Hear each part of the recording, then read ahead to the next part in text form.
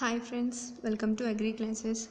So నేను మీకు ఇవాళ ఐపీఎం నుంచి legal or legislative or regulatory methods of pest control గురించి డిస్కస్ చేస్తాను. సో ఫస్ట్ ఆఫ్ ఆల్ మనకి ఐపీఎంలో మనం ఆల్రెడీ కల్చరల్ మెథడ్స్ గురించి, బయాలజికల్ మెథడ్స్ గురించి డిస్కస్ చేసుకున్నాము. సో ఇవాళ నేను లీగల్ మెథడ్స్ గురించి డిస్కస్ చేస్తాను. సో లీగల్ మెథడ్స్లో మనకి మెయిన్గా క్వారంటైన్ అనేది మెయిన్ ఇంపార్టెంట్ పార్ట్. సో మనకి ఇంటర్నేషనల్ క్వారంటైన్ అని, డొమెస్టిక్ క్వారంటైన్ అని, సో ఇట్లా 2 క్వారంటైన్స్ అనేవి ఉంటాయి. So plan quarantine, okay. Legal methods అంటే లీగల్గా మనం పెస్ట్ని రాకుండా కంట్రోల్ చేసుకోవడం. సో నార్మల్గా ఎర్లీ డేస్లో మనకి ప్లాంట్స్ని ట్రాన్స్పోర్ట్ చేయడం, ప్లాంట్స్ని కానీ యానిమల్స్ని కానీ ఒక కంట్రీ నుంచి ఇంకో కంట్రీకి ట్రాన్స్పోర్ట్ చేసినప్పుడు ఎట్లాంటి రిస్ట్రిక్షన్స్ ఉండకపోయేది.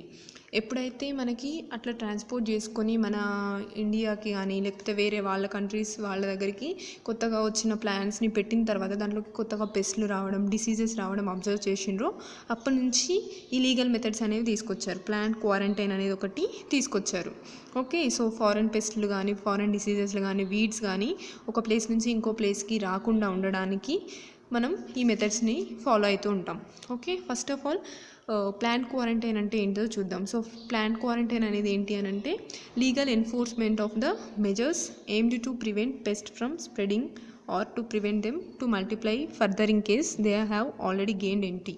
అంటే మనకి ప్లాంట్ క్వారంటైన్ అంటే ఏంటి అని అంటే లీగల్గా మనం మెజర్స్ తీసుకోవాలి. ఎందుకు? పెస్ట్ని ప్రివెంట్ చేయడానికి, ఒక ప్లేస్ నుంచి ఇంకో ప్లేస్కి స్ప్రెడ్ అవ్వకుండా ఉండడానికి.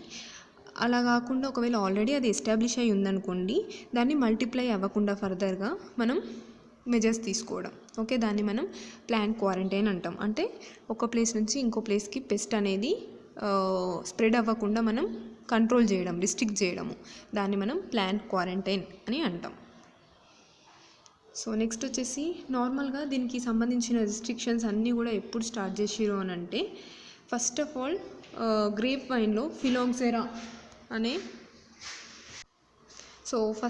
గ్రేప్ వైన్లో ఫిలాక్సెరా అనేది ఫ్రాన్స్లోకి అమెరికా నుంచి ఇంట్రడ్యూస్ అయింది, ఓకే. అది ఎప్పుడు అని అంటే 1860s, ఓకే.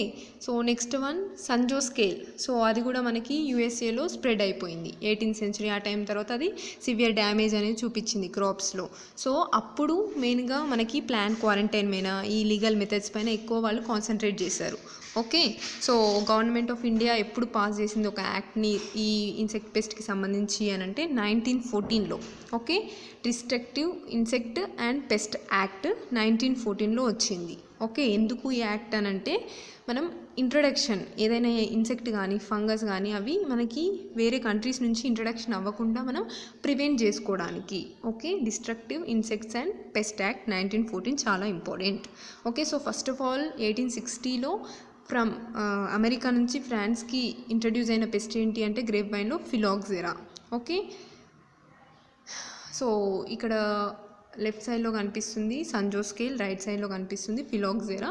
సో ఈ రెండు పెస్ట్లు కూడా ఫస్ట్ ఇంట్రడ్యూస్ అయిన తర్వాత అప్పుడు వాళ్ళు రియలైజ్ అయ్యారు, ఒకటి మనకి లీగల్గా మనం ఏంటి ఒక యాక్ట్ తీసుకురావాలి, ఓకే, ప్లాంట్ క్వారంటైన్ అనేది తీసుకురావాలి అని రియలైజ్ అయింది ఎప్పుడు అని అంటే ఇవి ఇంట్రడ్యూస్ అయిన తర్వాత. సో మనకి లెజిస్లేటివ్ మెజర్స్ ఏవైతే ఉన్నాయో అవి మనకి 5గా డిఫరెన్షియేట్ చేశారు. ఒకటి ఏంటి అని అంటే ఇంటర్నేషనల్ క్వారంటైన్ అంటే ఏంటి అని అంటే న్యూ పెస్ట్ని ఇంట్రడక్షన్ అనేది with in the countries, okay. వేరే కంట్రీస్ నుంచి మన కంట్రీస్కి రాకుండా చూసుకోవడం international quarantine, okay. So next one వచ్చేసి డొమెస్టిక్ క్వారంటైన్ అంటే ఏంటి అని అంటే with in the country already establish అయిన పెస్ట్ని స్టేట్స్కి రాకుండా, స్ప్రెడ్ కాకుండా మనం రిస్ట్రిక్ట్ చేయడం, ఓకే. దాన్ని డొమెస్టిక్ క్వారంటైన్ అంటారు, with in the state. And next one వచ్చేసి ఫార్మర్స్కి ఎఫెక్టివ్గా కంట్రోల్ చేయడానికి, ఏవైతే మనకి ఆల్రెడీ ఎస్టాబ్లిష్డ్ పెస్ట్లు ఉంటాయో వాటిని ఎఫెక్టివ్గా కంట్రోల్ చేయడానికి మెజర్స్ని ఇవ్వడం. అంటే ఇలా కంట్రోల్ చేసుకోండి, వచ్చింది. కొందరు ఏం చేస్తూ ఉంటారు, నెగ్లెక్ట్ చేస్తూ ఉంటారు. బట్ అలా నెగ్లెక్ట్ చేస్తే ఏమవుతుంది, వాళ్ళ ఫీల్డ్లో వచ్చిన పెస్ట్ నెక్స్ట్ ఫీల్డ్కి అట్లా టోటల్గా స్ప్రెడ్ అయిపోయి చాలా వరకు ఎకనామిక్ డ్యామేజ్ అయ్యే అవకాశం ఉంటుంది. సో ఫార్మర్స్కి కూడా దాని గురించి మనం కొంచెం అవేర్నెస్ ఇచ్చి వాళ్ళకి పెస్ట్ కంట్రోల్ చేసుకోమని చెప్పాలి. అండ్ నెక్స్ట్ వన్ వచ్చేసి prevent the adulteration and misbranding of the pesticides or insecticides, okay. So adulteration అంటే ఏంటి అంటే action of making something poor in the quality. So మనం ఏదైతే ఇన్సెక్టిసైడ్స్, పెస్టిసైడ్స్ ఉన్నాయో అవి పూర్ క్వాలిటీ యూజ్ చేయడము, బ్రాండ్ కాకుండా వేరే మిస్ బ్రాండింగ్ చేస్తూ అమ్మేవాళ్ళు, ఇవన్నిటిని కూడా మనం ప్రివెంట్ చేయాలి. ఓకే. ఎందుకు అనంటే మిస్ బ్రాండ్ యూజ్ చేసినా లేకపోతే పూర్ క్వాలిటీ ఇన్సెక్టిసైడ్స్ యూజ్ చేసినా అది ఏం చేస్తుంది, కరెక్ట్గా పెస్ట్ని కంట్రోల్ చేయదు. సో దానివల్ల ఏమవుతుంది, పెస్ట్ కంట్రోల్ అవ్వదు. ఫార్మర్స్ యూజ్ చేసినా పెస్ట్ కంట్రోల్ అవ్వదు అండ్ అది స్ప్రెడ్ అయిపోతూ ఉంటుంది. సో అట్లాంటి వాటిని కూడా మనం ప్రివెంట్ చేసుకోవాలి. అండ్ నెక్స్ట్ వన్, ఎవరైతే మెయిన్ పెస్ట్ యాక్టివిటీస్లో ఎంగేజ్ అయ్యి ఉంటారో వాళ్ళు ఎప్పుడెప్పుడు ఏమంటారు అప్లికేషన్ ఆఫ్ హజార్డియస్ కెమికల్స్ ఏవైతే ఉంటాయో వాటిని ప్రిపేర్ చేయకుండా ఉండాలి. అండ్ బ్యాన్ చేసిన వాళ్ళని ప్రమోట్ చేయకూడదు. కొన్ని బ్యాన్ చేసిన ఇన్సెక్టిసైడ్స్ ఉన్నా కూడా వాటిని వాళ్ళు ఏమంటారు ప్రిపేర్ చేయడము, బయట ఇల్లీగల్గా అమ్మడం, ఇట్లాంటివి ఏవి చేయొద్దు. అండ్ వాళ్ళు ఎప్పుడు హెల్త్ చెకప్కి వెళ్తూ ఉండాలి. ఓకే. సో ఇవి ఈ లెజిస్లేటివ్ మెజర్స్లో 5 మనకి డిఫరెంట్గా ఇచ్చినవి 5 క్లాసెస్. సో ఒక్కొక్కటి మనం డిస్కస్ చేసుకుందాం. So first of all international quarantine. So legislation to prevent the introduction of the foreign pest, అంటే వేరే కంట్రీస్ నుంచి పెస్ట్ మనకి ఇంపోర్ట్ అవ్వకుండా చూసుకోవాలి ఫస్ట్ థింగ్. సో దీనికి ఏం చేయాలి, మనకి నార్మల్గా క్వారంటైన్ లాస్ని మనం ఇంపోజ్ చేస్తూ ఉండాలి. ఎప్పుడైతే మనకి పోర్ట్స్ దగ్గర, ఏదైతే పోర్ట్స్ అనేవి ఎంట్రీకి మెయిన్ ప్లేసెస్ కదా, సో ఎయిర్పోర్ట్స్, సీ పోర్ట్స్, ఏదైతే పోర్ట్స్ ఉంటాయో ఆ బార్డర్స్ వాళ్ళ దగ్గర మనం ఏం చేయాలి అని అంటే ఏవైతే ప్లాంట్ మెటీరియల్స్ తీసుకొస్తున్నారో వాటిని మనం ఎగ్జామిన్ చేయాలి. సో దానికోసం మనకి DPPQS, directorate of plant protection, quarantine and storage, అది ఫరీదాబాద్లో, ఓకే, హర్యానాలోని ఫరీదాబాద్లో 1946లో ఎస్టాబ్లిష్ అయింది. దీనికంటే ముందు ఈ ఏవైతే యాక్టివిటీస్ ఉన్నాయో ఈ ఎగ్జామినేషన్ అంటే ప్లాంట్ మెటీరియల్కి సంబంధించిన ఎగ్జామిన్ అనేది పోర్ట్స్ దగ్గర గవర్నమెంట్ అథారిటీస్ ఏవైతే ఉన్నాయో వాళ్ళు చేసేవాళ్ళు. ఓకే. క్వారంటైన్ లాస్ అంతా కూడా వాళ్ళు చూసుకునేవాళ్ళు. తర్వాత 1949 నుంచి DPPQS ఏదైతే ఉందో అది డీల్ చేస్తుంది. ఓకే. కమర్షియల్గా ఇంపోర్ట్ అవుతున్నప్పుడు బ్యాచ్ ఆఫ్ కన్సైన్మెంట్స్ అంటే batch of goods, okay, grains కానీ ప్లాంట్స్ కానీ ప్లాంట్ ప్రోడక్ట్స్ కానీ ఏవైతే కన్సంప్షన్ పర్పస్ కానీ లేకపోతే సీడ్స్ మనం యూజ్ చేసుకునేవి అవన్నీ కూడా ఏవైతే పోర్ట్స్ దగ్గరికి వస్తాయో అవన్నీ కూడా చూసుకునేది ఎవరు, చెక్ చేసేది ఎవరు అని అంటే DPPQS. దానికి సంబంధించి 35 ప్లాంట్ క్వారంటైన్ స్టేషన్స్ అనేవి అక్రాస్ ద కంట్రీ మనకి ఉన్నాయి.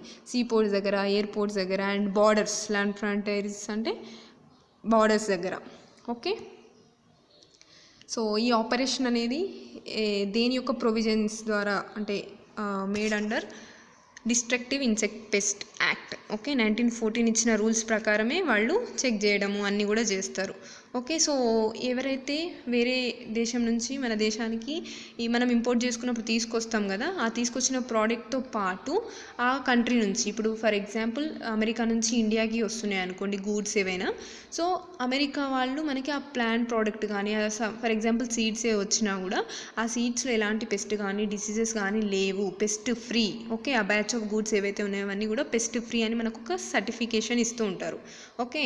అగ్రికల్చర్ డిపార్ట్మెంట్కి సంబంధించిన ఆఫీసర్స్ ఒక సర్టిఫికేట్ మనకి ఇష్యూ చేస్తారు. ఆ సర్టిఫికేట్ని ఏమంటాము అని అంటే ఫైటో శానిటరీ సర్టిఫికేట్ అని అంటాము. ఓకే. సో ఆ సర్టిఫికేట్ ఉంటేనే మనం లోపలికి ఎంట్రీ చేస్తాం. ఓకే. ఏవైతే మనకి ఇంపోర్ట్ చేసుకున్న గూడ్స్ ఏవైతే ఉంటాయో అవన్నీ లోపలికి ఎప్పుడు ఎంట్రీ చేస్తారు అని అంటే ఈ ఫైటో శానిటరీ సర్టిఫికేట్ ఉన్నప్పుడు ఎంట్రీ చేస్తారు. అండ్ ఆల్సో వాళ్ళు కూడా చెక్ చేస్తారు, మనకి ఏదైనా సీడ్స్ వచ్చినా ఏమొచ్చినా కూడా వాళ్ళు కూడా చెక్ చేసి అథారిటీస్కి సంబంధించి ఏవైతే ఉంటారో వాళ్ళందరూ కూడా చెక్ చేసి తర్వాత ఫైటో శానిటరీ సర్టిఫికేట్ కూడా ఉంటేనే మనకి అది లోపలికి అలో చేయడం జరుగుతుంది. సో ఇది DPPQS. So phyto sanitary certificate అంటే ఇలా ఉంటుంది. సో దీంట్లో మనకి అన్ని డీటెయిల్స్ ఫిల్ చేసి లాస్ట్కి మనకి పెస్ట్ ఫ్రీ అని చెప్పేసి మనకి ఏదైతే మనం ఇక్కడ ఏ దేశం నుంచి అయితే ఇప్పుడు మనం ఫర్ ఎగ్జాంపుల్ ఇండియా నుంచి వేరే దేశానికి పంపించిన ప్లాంట్ కానీ సీడ్స్ కానీ ఏవైనా మనం వేరే దేశానికి పంపించిన మన దగ్గర నుంచి ఈ అథారిటీకి సంబంధించిన వాళ్ళు అది పెస్ట్ ఫ్రీ అని చెప్పి మనకి సర్టిఫికేట్ ఇష్యూ చేసి పంపించాలి. అట్లయితే అక్కడ వాళ్ళు యాక్సెప్ట్ చేస్తారు. సో నెక్స్ట్ వన్ వచ్చేసి domestic quarantine. So domestic quarantine అంటే ఏంటి, నార్మల్గా విత్ ఇన్ ద స్టేట్స్, ఇండియాలో ఉన్న విత్ ఇన్ ద స్టేట్స్లో స్ప్రెడ్ అవ్వకుండా చూడడం. ఇప్పుడు ఏదైనా ఒక పెస్ట్ ఉంది, అది ఫర్ ఎగ్జాంపుల్ తెలంగాణలో కొత్తగా వచ్చింది, అది ఇంట్రడ్యూస్ అయ్యి కొత్తగా వచ్చింది అండ్ దాన్ని కర్ణాటక, బెంగళూరు, ఓకే, నెక్స్ట్ తమిళనాడు, ఈ స్టేట్స్ అనే కాదు ఏ స్టేట్స్కి కూడా స్ప్రెడ్ అవ్వక ముందుకే మనం మెజర్స్ తీసుకోవాలి స్ప్రెడ్ అవ్వకుండా. ఓకే. సో దాన్ని మనం ఏమంటాము డొమెస్టిక్ క్వారంటైన్ అని అంటాం. అంటే with in the with in the India, okay, with in the కంట్రీలో డిఫరెంట్ స్టేట్స్కి స్ప్రెడ్ అవ్వకుండా మనం చూసుకోవడం.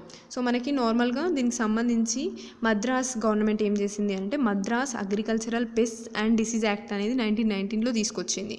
ఓకే, సో ఫస్ట్ స్టేట్ కొన్ని లాస్ని తీసుకొచ్చిన ఫస్ట్ స్టేట్ ఏంటి అంటే మద్రాస్. ఓకే, దీని యొక్క మెయిన్ ఏమేంటి, స్ప్రెడ్ ఏదైతే పెస్ట్ ఉందో దాని యొక్క స్ప్రెడ్డింగ్ని ప్రివెంట్ చేయడం. Okay, even weeds also. Next one వచ్చేసి legislation to enforce the application of effective control measures to prevent the damage by establish pest. So already establish అయిన పెస్ట్కి డ్యామేజ్ అనేది రెడ్యూస్ చేసుకోవడానికి మనం ఎఫెక్టివ్గా కంట్రోల్ మెజర్స్ అనేవి యూజ్ చేయడం. So under state pest act కింద ఏం చేసారు అని అంటే ఫార్మర్స్ని మ్యాంగళూరులో, అంటే కర్ణాటకకి రిలేటెడ్ అయినటువంటి మ్యాంగళూరు ఏదైతే ఉందో ఆ మ్యాంగళూరులో 1923 ఆ టైంలో ఫార్మర్స్కి బ్లాక్ హెడెడ్ క్యాటర్పిల్లర్, కోకోనట్లో వచ్చే బ్లాక్ హెడెడ్ క్యాటర్పిల్లర్ని తగ్గించడానికి ఆల్రెడీ ఇన్ఫెస్ట్ చేసినటువంటి కోకోనట్ లీఫ్లెట్స్ని డిస్ట్రాయ్ చేయమని చెప్పారు. ఓకే, 1927లో కృష్ణా, గుంటూరు డిస్ట్రిక్ట్స్లో same black headed caterpillar infest చేసినటువంటి కోకోనట్ లీఫ్లెట్స్ని తీయమని వాళ్ళు కొన్ని మెజర్స్ని వాళ్ళు ఫార్మర్స్కి ఇన్ఫార్మ్ చేశారు. ఓకే, సో నెక్స్ట్ వన్ వచ్చేసి legislation to prevent the adulteration and misbranding of the insecticides. అంటే మనకి కొందరు మాల్ ప్రాక్టీసెస్ చేస్తూ ఉంటారు. సో బ్రాండ్స్ని మార్చి పెట్టి అమ్ముతూ ఉంటారు అండ్ పూర్ క్వాలిటీ ఉన్నాయి అంటే సేమ్ కెమికల్ అని చెప్తారు కానీ అది పూర్ క్వాలిటీ ఉన్న వాటిని మనకి అమ్ముతూ ఉంటారు. సో అట్లాంటి సబ్స్టాండర్డ్ కెమికల్స్ ఏవైతే ఉంటాయో వాటిని రెడ్యూస్ చేయడానికి, వాటిని ప్రివెంట్ చేయడానికి ఇన్సెక్టిసైడ్ యాక్ట్ అనేది తీసుకొచ్చారు. ఎప్పుడు అనంటే 1968 2nd September. Okay, insecticide act వచ్చేసి 2nd September 1968లో వచ్చింది. బట్ దానికి సంబంధించినటువంటి రూల్స్ రెగ్యులేషన్స్ అన్నీ కూడా 1971లో ఫ్రేమ్ చేశారు. ఓకే, ఇన్సెక్టిసైడ్ యాక్ట్ 1968లో వచ్చిన దానికి రూల్స్ రెగ్యులేషన్స్ అన్నీ కూడా 1971లో వచ్చాయి అండ్ అప్పటి నుంచి అది అమల్లోకి వచ్చింది. 1971 నుంచి ఇన్సెక్టిసైడ్ యాక్ట్ అనేది అమల్లోకి వచ్చింది. సో ఇన్సెక్టిసైడ్ యాక్ట్కి సంబంధించి 1968లో ఇన్సెక్టిసైడ్ రూల్స్, ఓకే, మోనోక్రోటోఫాస్ ఇట్లాంటివి యూజ్ చేయొద్దు, డాజోమేట్ యూజ్ చేయొద్దు, క్లోరోఫెనిపాస్ యూజ్ చేయొద్దు అని వాళ్ళు ఇచ్చిన ఆర్డర్ ప్రకారం కొన్ని యూజ్ చేయొద్దని చెప్తారు. దానికి రీజన్ చెప్తూ వాటిని యూజ్ చేయొద్దని బ్యాన్ చేస్తూ ఉంటారు. సో అవి చెప్పినాక కూడా మనం ఏదైతే పెస్టిసైడ్ షాప్స్ కానీ ఏదైతే ఇన్సెక్టిసైడ్ షాప్స్ ఉంటాయో దాంట్లో ఇవి కనుక మనం సేల్ చేస్తున్నట్లయితే మన పైన కేసు వేయడం అట్లాంటివి కొన్ని రూల్స్ ఉంటాయి. సో దాని ప్రకారం మనం ఫాలో అవ్వాలి. So next one legislation to regulate the activities of men engaged in pest control operations. So ఎవరైతే పెస్టిసైడ్స్ ప్రిపేర్ చేయడం దీనికి సంబంధించి మనకి ఇన్సెక్టిసైడ్ కంపెనీస్లో వర్క్ చేస్తూ ఉంటారో వాళ్ళు ఏం చేయాలి, పెస్టిసైడ్ పాయిజనింగ్ అనేది అవ్వకుండా ఉండడానికి రెగ్యులర్గా మెడికల్ చెకప్కి వెళ్తూ ఉండాలి. ఎందుకంటే మనకి ఈ మెడికల్కి సంబంధించి ప్రిపేర్ చేస్తున్నవి కెమికల్స్ కాబట్టి దాని యొక్క ఫ్యూమ్స్ కానీ దాని గ్యాస్ కానీ మనం పీల్చుకున్నప్పుడు మన లంగ్స్, ఓకే, మన బాడీ పార్ట్స్ ఎఫెక్ట్ అయ్యే అవకాశం ఉంటుంది. ఓకే, కాబట్టి మనం రెగ్యులర్గా హెల్త్ చెకప్కి ఎవరైతే ఆ పెస్టిసైడ్స్కి రిలేటెడ్గా ఉన్న దాంట్లో వర్క్ చేస్తారో వాళ్ళు ఎవ్రీ మంత్లీ ఒకసారి కానీ 2 times కానీ జనరల్ చెకప్కి వెళ్తే బెటర్. ఓకే, సో ఇది ఈరోజు వీడియో. ఇవి different types of legislative methods. Okay, and next microbial control methods కానీ మెకానికల్ మెథడ్స్, ఫిజికల్ మెథడ్స్ నేను నెక్స్ట్ వీడియోలో మీకు డిస్కస్ చేస్తాను. సో ఈ వీడియో కనుక మీకు నచ్చినట్లయితే లైక్ చేయండి, షేర్ చేయండి, సబ్స్క్రైబ్ చేసుకోవడం మాత్రం మర్చిపోవద్దు. Thank you for watching.